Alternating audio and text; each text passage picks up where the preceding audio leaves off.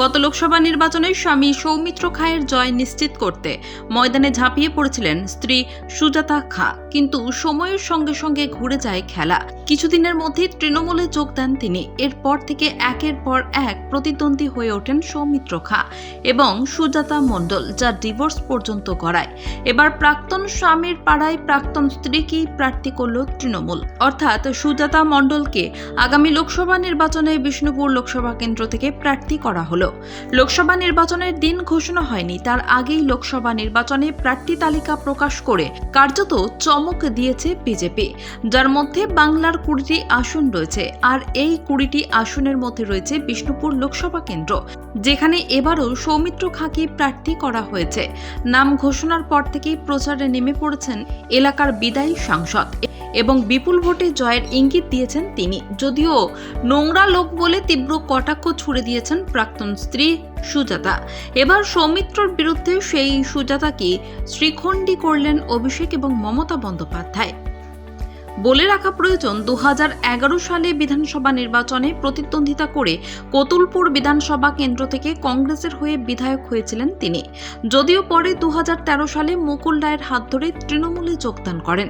2014 সালের লোকসভা নির্বাচনে বিষ্ণুপুর কেন্দ্র থেকে তৃণমূলের হয়ে প্রতিদ্বন্দ্বিতা করে জেতেন এবং প্রথমবার লোকসভায় যাওয়ার ছাড়পত্র আদায় করে নেন। পরে 2019 সালের লোকসভা ভোটের আগে ফের দলবদল। সেই মুকুল রায়ের হাত ধরেই বিজেপিতে যোগদান ও ভোটে বিজেপির হয়ে নিজের পুরনো কেন্দ্র থেকেই প্রতিদ্বন্দ্বিতা করেন এবং 78,000-এরও বেশি ভোটে জয়ী হন।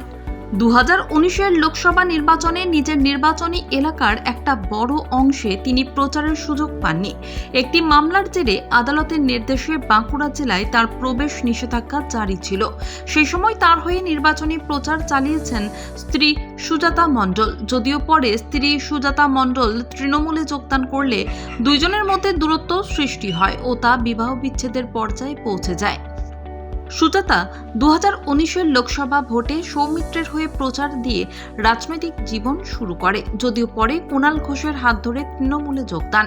এবারের পঞ্চায়েত নির্বাচনে প্রথম নির্বাচনী যুদ্ধে অংশগ্রহণ। বর্তমানে বাঁকুড়া জেলা পরিষদের মৎস্য ও প্রাণী সম্পদ বিকাশ দপ্তরের কর্মাধ্যক্ষ।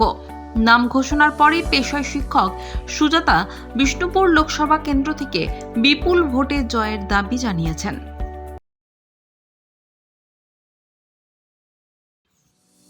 গত লোকসভা নির্বাচনে স্বামী সৌমিত্র খায়ের জয় নিশ্চিত করতে ময়দানে ঝাঁপিয়ে পড়েছিলেন স্ত্রী সুজাতা খা, কিন্তু সময়ের সঙ্গে সঙ্গে ঘুরে যায় খেলা।